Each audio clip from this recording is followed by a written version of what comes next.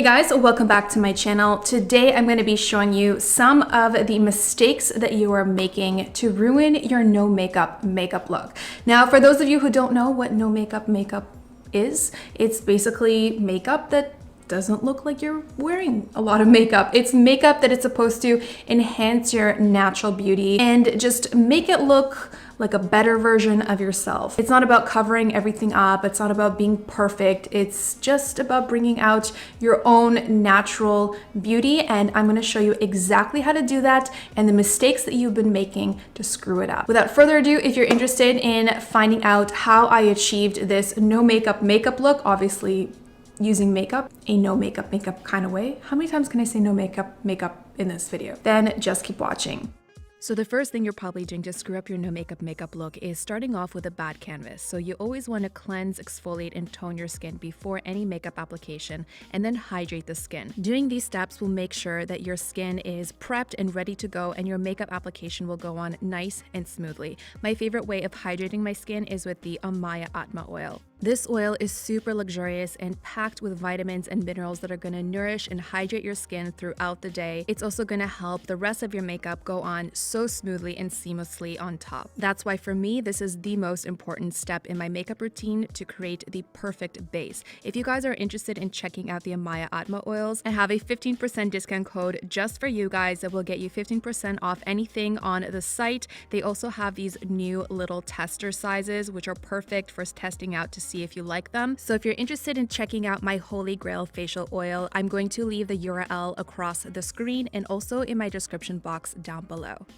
The next mistake you're probably making, and I used to do this myself, is covering up too much. So the secret to creating a no makeup look is to allow your natural skin and imperfections to still show through your base. So my favorite way of achieving that look is, first of all, using a BB cream. I love the Tarte BB cream. I've been using this for a very long time, and I dilute it with a couple of drops of the amaiaa oil. This gives my skin the most radiant, dewy looking finish. Next up is concealer. Now, I have to admit, I have been using concealer in the wrong way for years, and that is partially because I was watching all of these beauty gurus on YouTube applying it, or should I say over applying it, to a bunch of areas of their face that you don't really need concealing, and also not using the right shade for your skin tone. So the secret to applying concealer in the right way, in the most natural way possible, is using a shade that is 1 to 2 shades lighter than your skin tone in the darkest areas of your face. For me, that is in the inner corners of my eyes, and I like to use a full coverage concealer in these areas to cancel out the discoloration. Then I'll also use a full coverage concealer in the same shade as the rest of my skin to cover up any spots on my face, and then I'll use a lighter concealer on the outer parts of my eye and also on my eyelids to cancel out any discoloration, but also not to cancel it out so much that you can't see anything. A little bit of veining and discoloration is fine, people. We're human, not mannequins. Why, yes, that is pretty accurate for those of you who haven't caught on to my sense of humor.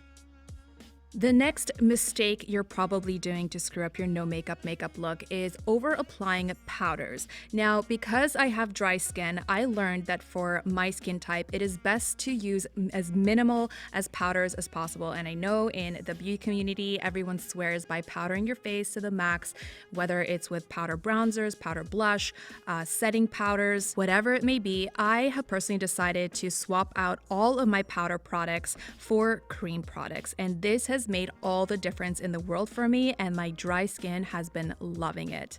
By the way, guys, if you are interested in any of the products that I'm using in this video, everything will be linked in my description box down below. Just because of the format of this video, I can't go through every single product because otherwise this video will be eons long.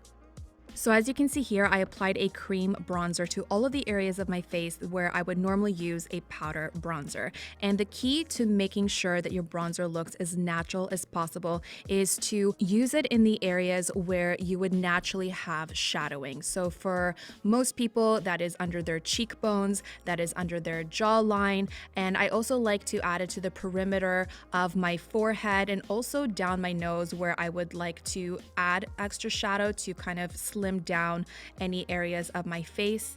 I also like to add a bronzy shade into the crease of my eyes, which I will show you in just a little bit. Another mistake that I see all the time is people using a highlighter that is way too chunky and glittery. This does not look flattering. You are not 12.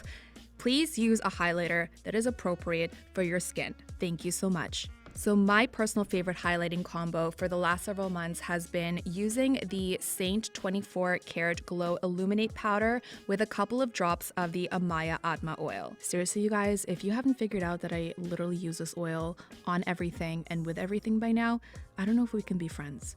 This combination honestly creates the most beautiful, radiant, dewy glow on your skin. It looks like you're lit from within, and by combining it with the oil, it just melts into your skin. And that's how you want your highlight to look. All right, so since we're already on the topic of highlighters, something that is just as important as not using a chunky, glittery, unflattering highlight is using a highlight that flatters your skin tone. So there are a ton of highlighters out there that range from stark white to a coppery, really dark gold. The key is to find a highlighter that brings out all of the warm tones in your skin, because going with something that is too stark or too dark for your skin can make you look really sick real quick. That's why I love this highlighter from Saint Cosmetics, because it's super flattering on a lot of different skin tones. If you guys love Champagne Pop by Becca, you will love this one. Okay, let's talk about blush application. So in my opinion, the most natural way to apply blush is first to the apples of the cheeks and also bring it outwards towards your hairline. And I also like to put it on top, kind of sandwich it in between the bronzer and the highlighter to kind of tie everything together. Another trick that I like to do is add a little bit of blush to the bridge of my nose, because if you think about it, when you are sun-kissed from the sun, this is where you would naturally have a little bit of red as well as your cheeks. Another mistake that I see all the time, and admittedly is a mistake that I have been doing for years, is overdoing your eyebrows. So long gone are the days of super Sharpie style eyebrows that are too defined and too dark and too stark for your face shape. The key to achieving a natural no makeup looking type of brow is to use a pencil or a product that doesn't disperse too much product onto your skin or your eyebrows. I love this eyebrow pencil by Zuzu because it's not too creamy, so it's literally impossible to overdo it with this. And this light brown kind of taupey shade is very, very flattering on a lot of different skin tones and hair colors. This one is called Russet, and I love it. So all I do now is use this eyebrow pencil to fill in any sparse areas that I may have, and also even out both brows so they look more like sisters and less like cousins. Another trick that I've been doing for a long time to make my eyebrows look a lot more natural is just taking a fluffy brush with no product on it, and I kind of just dust away any product at the front of my brows. This will kind of diffuse them and give your eyebrows that natural gradient that they naturally have without any product. And to me, it just gives the look a lot more natural look. And then I'll go ahead and just set my eyebrows with a clear eyebrow gel. Now this is completely optional, but my eyebrow hairs are super thick and super long, and in these frigid, cold Canadian winters, they just have a mind of their own. So a girl's gotta, keep them in check. All right, so eyeshadow is kind of an optional thing for most people, especially when you're doing a no makeup look. I just personally find that using eyeshadow, a little bit of eyeshadow in the right way, will add a little bit more depth and definition to your eyes. Now, remember when I was applying that cream bronzer to my face, I told you I also like applying kind of like a light brown, bronzy shade to my eyelids. I like adding it to the crease of my eyes, and whatever is left over on the brush, I'll kind of sweep across the lid space, and I'll use my finger to diffuse the line in my crease. I feel like this really kind of deepens the eyes a little bit, creates a naturally sultry look, and you're not wearing a lot of makeup. It's literally the exact same eyeshadow all over your eye, and it looks very, very natural. I also like to take this exact same shade and sweep it under my lower lashes, and just take another brush that doesn't have any product on it and just diffuse that a little bit. And then I go in with that same Saint Cosmetics highlighter, and I pop that in the inner corners of my eyes just to add a little bit of lightness to that area, because naturally that's where your eyes would pick up some light. So another thing that is ruining your no makeup look is a mascara that is too chunky or too clumpy. Obviously, your eyelashes are not naturally super thick and super clumpy like that.